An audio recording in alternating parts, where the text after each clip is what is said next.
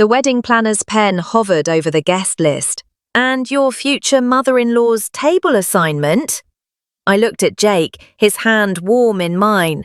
"She's not coming." The planner's eyebrows shot up. "Oh, I just assumed she's not invited." You should have seen her face.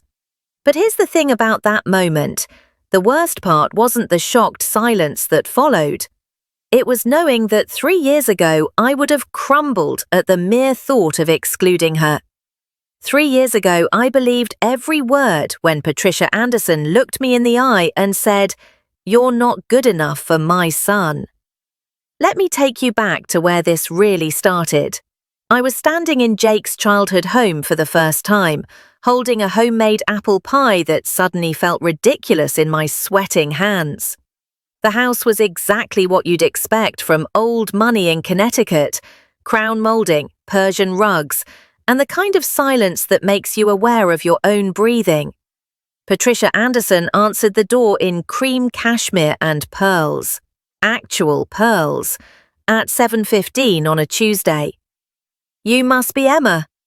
She didn't smile. "Jake's told us about you." Not, "We've heard so much about you." Not, "We're so happy to meet you." Just that flat statement that somehow felt like an accusation. I extended the pie. "I made this myself. Jake mentioned apples were his favorite." She took it with 2 fingers, like it might contaminate her. "How homemade? Jake's father had his gallbladder out last month. We don't really do sugar anymore." Strike one, and I'd been there 30 seconds. Dinner was worse. Patricia had seated me at the far end of their dining table, and I mean far. Jake was 6 chairs away, practically in a different zip code. His father, Richard, sat at the head, reading something on his phone. Patricia positioned herself directly across from me like a hawk studying a field mouse. "So, Emma." She cut her chicken into precise, identical pieces. "Jake tells me you're a teacher." "Yes, 2nd grade. I love public school." "Yes, at..." "How noble." The word dripped with something that wasn't quite praise. I always think it takes a special kind of person to work in public education, someone who doesn't mind the limitations. My fork stopped halfway to my mouth. Jake's eyes met mine from down the table, apologetic. "I actually find it incredibly rewarding," I said, keeping my voice steady. "These kids are brilliant and creative and what does that pay these days, if you don't mind my asking?" She smiled. It didn't reach her eyes.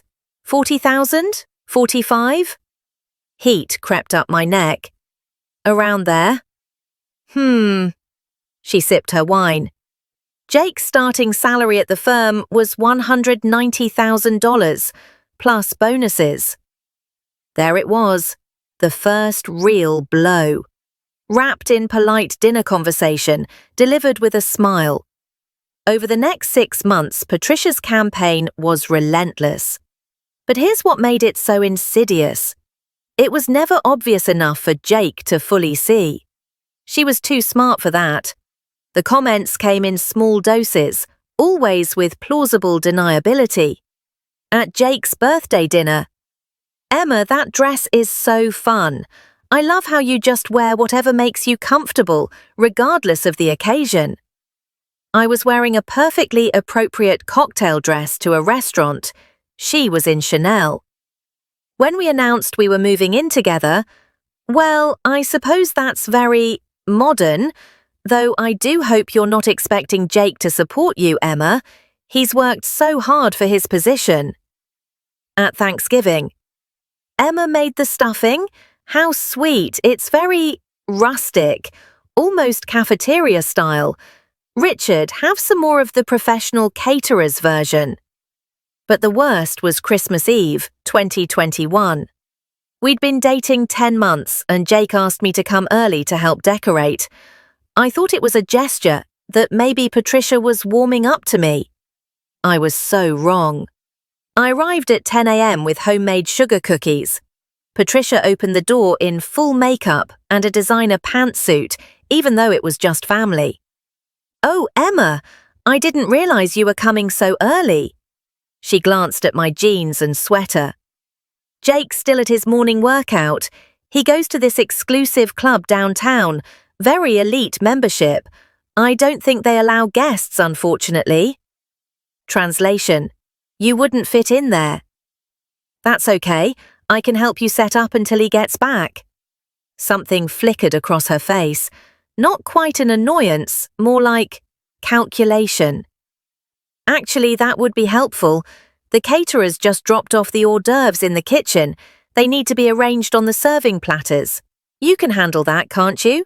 For the next 2 hours, while Patricia's actual friends started arriving for her intimate holiday gathering that Jake had conveniently forgotten to mention, I was in the kitchen, alone, plations food. Every time I tried to join the party, Patricia had another task. "Emma, could you refill the water pitchers?" "Emma, someone spilled in the powder room." "Emma, the caterers left their boxes in the hallway." "Be dear." I watched through the kitchen doorway as she introduced Jake to a woman around our age. Blonde, polished, wearing what I'm pretty sure was a Valentino dress. "Jake, this is Melissa Hartworth. You remember Charles Hartworth's daughter? She just became a junior partner at Skadden. Melissa, my son Jake is at Morrison and Forster." The way Patricia positioned them together, her hand on Melissa's arm, Jake's confused but polite smile, it was a photograph of the future she wanted. And I was in the kitchen, wearing an apron, playing the help. When Jake finally found me at 1 p.m., I was close to tears. "Emma, there you are. Mum said you wanted to help in the kitchen, but I told her you'd want to meet everyone." "She said I wanted to?" His face fell.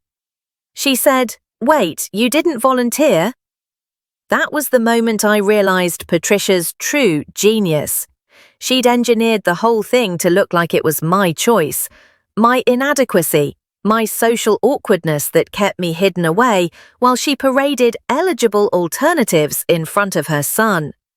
March 2022. Jake proposed. The ring was perfect. A sapphire, because he knew I'd always found traditional diamonds a bit boring. He proposed at the public library where we'd had our first date, surrounded by books and quiet, and everything that felt like us. I called my mum first, crying happy tears, then my sister, then my best friend Rachel. "We need to tell my parents," Jake said, practically glowing. "Let's drive over now." I should have known something was wrong when Patricia answered the door, already in tears. "Jake, darling, thank God you're here." She pulled him into a hug, completely ignoring me. "It's your father. The doctor's called. His heart condition. They want to do more tests, serious ones." Jake's face went pale. "What? When? Is he okay?" "He's resting upstairs. But Jake..." She gripped his arms, her eyes wet. "This is so stressful. The timing is just... I don't think we can handle any more upheaval right now." I watched it happen in real time. The deflation of his joy, the guilty glance at me. "We should probably wait to share our news," he whispered. Patricia's eyes flicked to me for just a second, and I saw it. The satisfaction, the triumph. Here's what I found out 2 weeks later through Richard's sister Janet, who actually liked me. Richard's serious heart condition was a routine stress test his doctor had recommended as a precaution. He was fine. Patricia had known that when she opened the door. She'd manufactured a crisis to steal our engagement announcement. I told Jake. He didn't believe me at first. "Mum wouldn't lie about Dad's health. You're being paranoid. Call your Aunt Janet." He did. The conversation lasted 7 minutes. When he hung up, he looked like he'd been punched. "I'm sure there was just a miscommunication," he said finally, but his voice was hollow. That night, Patricia called. I could hear her through the phone, even though Jake hadn't put it on speaker.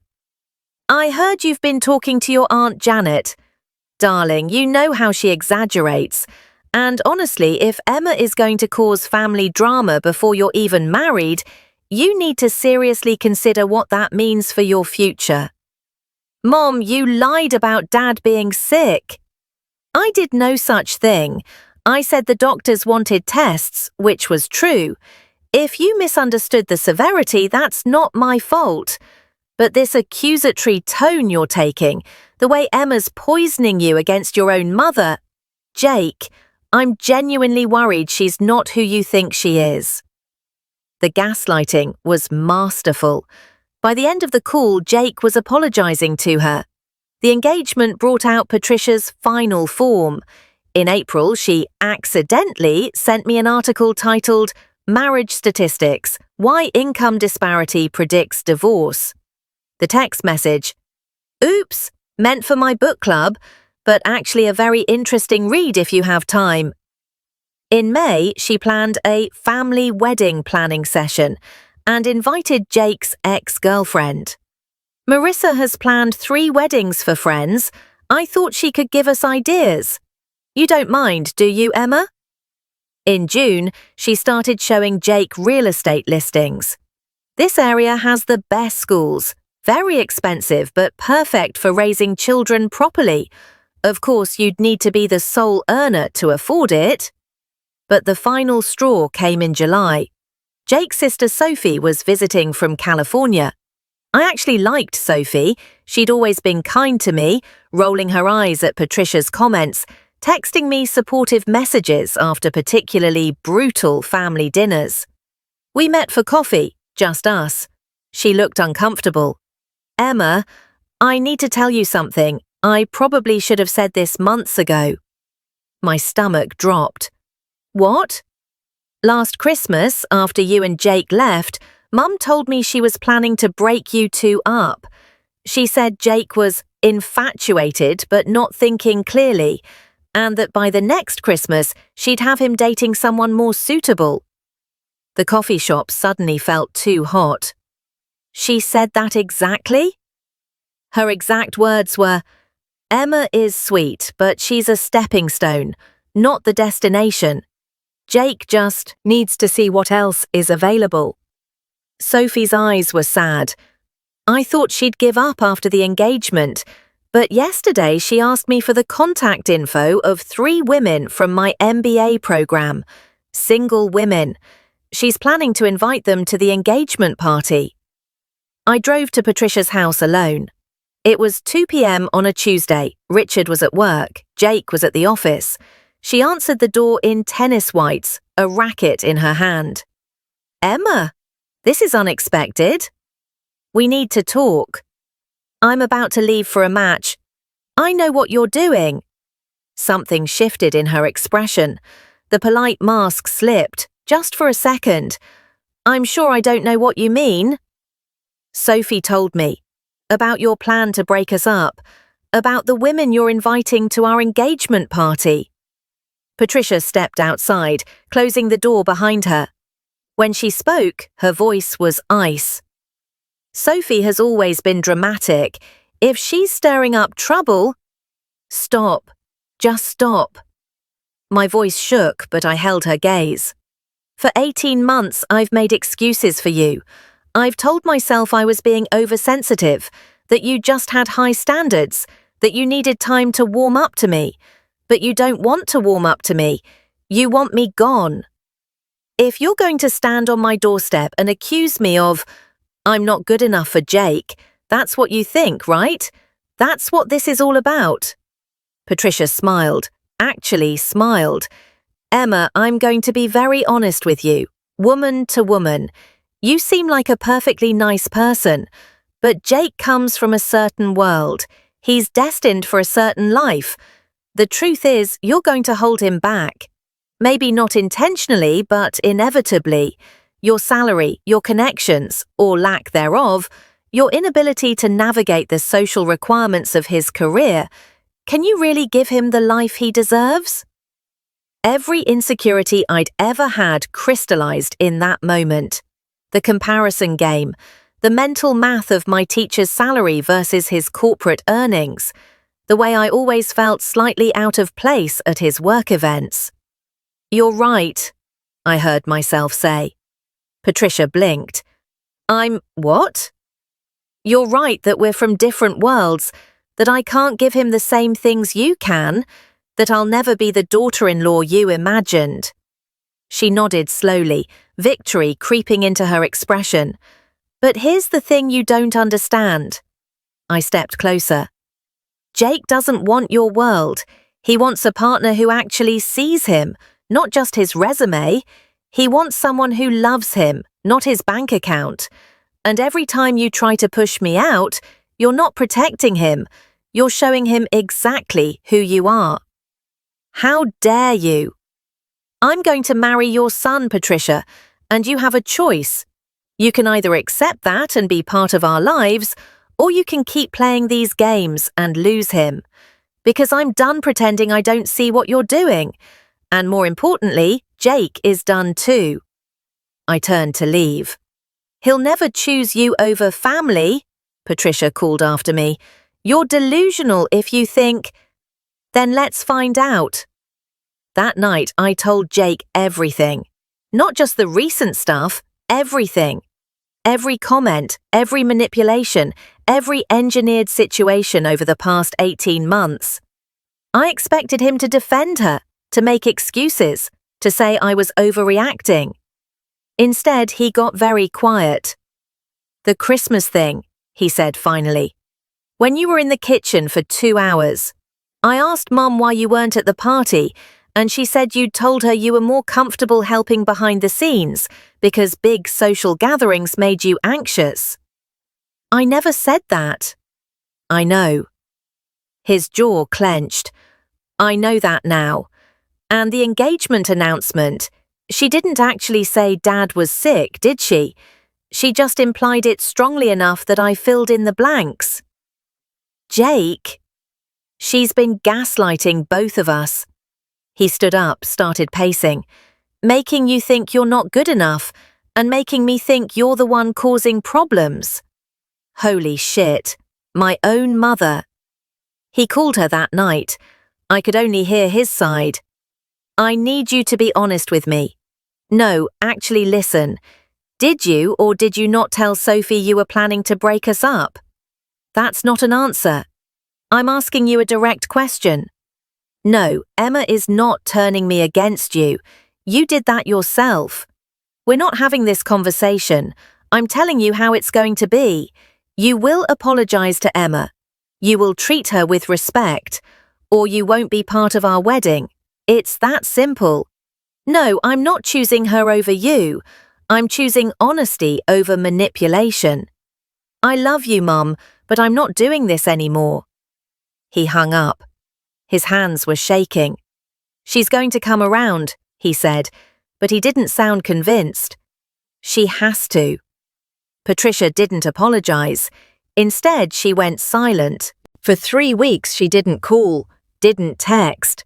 When Jake reached out, she responded with short, cold messages. "I'm giving you space to think clearly." Then the engagement party arrived. We'd planned it for early August at a vineyard. Casual, intimate, just close friends and family. Patricia showed up with Melissa Hartworth.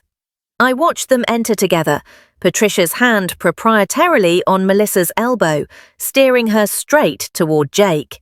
My fiancé's face went through shock, anger, and something like grief in rapid succession. "Mom, what is Melissa doing here?" "I invited her. She's practically family. Our families have been friends for decades. Surely Emma doesn't mind." Patricia's smile was saccharine. "Unless she's insecure about your past." Here's what I'd learned about Patricia Anderson over 18 months. She couldn't resist the dramatic play, the power moves. She'd been told to back off, and instead of complying, she'd escalated. It was like she couldn't conceive of a world where she didn't get her way. Sophie materialized at my elbow. Holy shit, she actually did it. Jake was staring at his mother like he'd never seen her before. "You need to leave." "Don't be ridiculous. I'm your mother. I have every right." "No." His voice cut through the garden party chatter. People were starting to stare. "You were asked to treat Emma with respect. You were given a clear boundary, and you just bulldozed right through it because you thought you could manipulate the situation one more time." "Jake, you're making a scene." "You brought my ex-girlfriend to my engagement party to my fiancé." His voice cracked. "What did you think would happen?" Melissa, to her credit, looked mortified. "I'm so sorry. Patricia said this was a general celebration. I didn't realize. I should go." She left quickly. The garden was dead silent. Patricia's composure finally cracked. "You're throwing me out? Your own mother? For her?" "You're throwing yourself out, Mum. I asked you for one thing, basic human decency, and you couldn't even give me that." I watched tears form in Patricia's eyes, but I'd seen her manufacture tears before. I didn't know if these were real.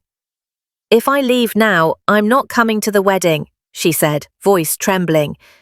"Is that really what you want?" Jake looked at me, then back at his mother. "If you can't be happy for us, then yes, that's exactly what I want." Patricia Anderson left her son's engagement party. Richard, who'd been standing frozen by the bar, followed her after a whispered apology to Jake. The party should have been ruined, but something strange happened after they left. The tension evaporated. Jake's friends rallied around us. Sophie made a toast about true love winning over literally everything else, and people laughed and cheered. By the end of the night, it felt less like a disaster and more like a liberation. The next 3 months were hard. Patricia tried every tactic. Guilt. "How can you do this to your father?" Bribery. "We'll pay for the entire wedding if you just postpone until things calm down." And finally, desperation. "I'm seeing a therapist. I'm working on things. Please don't shut me out." Jake wavered. Of course he did. She was his mother. But every time he considered extending an olive branch, she'd do something that revealed the olive branch was actually a stick. Like when she sent him the name of a divorce attorney, just to have on hand. Statistically, you'll probably need it. Or when she told his grandmother that I'd forbidden Jake from seeing her, a complete lie that we had to frantically correct. The final manipulation came 2 weeks before the wedding. Patricia called Jake, sobbing so hard she could barely speak. "I'm sick," she gasped out. "The doctors found something. I might not have much time. I just want to see you married before I... Jake's face went white. "What? What did they find?" I grabbed his arm, mouthed, "Call Richard." He did. Richard picked up on the first ring. "Dad, Mum just called and said she's sick. What's going on?" I could hear Richard's heavy sigh through the phone. "Your mother is fine. She has a minor vitamin deficiency. The doctor recommended supplements." The silence was deafening. "She told me she was dying." "I know." Richard's voice was tired. "She told me the same thing when I said I was coming to your wedding with or without her." "Jake, I love your mother, but she's not well, and it has nothing to do with vitamins. She needs professional help, and she won't get it. I'm sorry." Jake hung up. He didn't cry. He just sat there staring at nothing. "I can't," he whispered finally. "I can't do this anymore. The lying, the manipulation, the fake emergencies. I can't." "I know." "She's my mom." "I know." "But she's not going to change."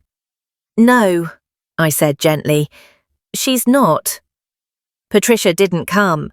Richard did, with a sad smile and a generous gift. He walked me down the aisle alongside my father, and if you didn't know the backstory, you'd never have guessed at the family fracture. Sophie was my maid of honor. During her toast, she said something that made everyone cry. My brother is the luckiest man alive, not because he found someone who puts up with our family, though Emma, you really are a saint, but because he found someone worth fighting for. And he fought. That's true love. There was an empty seat at the family table, just one. Everyone pretended not to notice, but here's the thing about that empty seat. I felt lighter without her there. No wondering when the next cutting comment would come. No monitoring Jake's face for signs that his mother had gotten to him. Just joy. Pure, uncomplicated joy. We danced until midnight. We laughed with friends.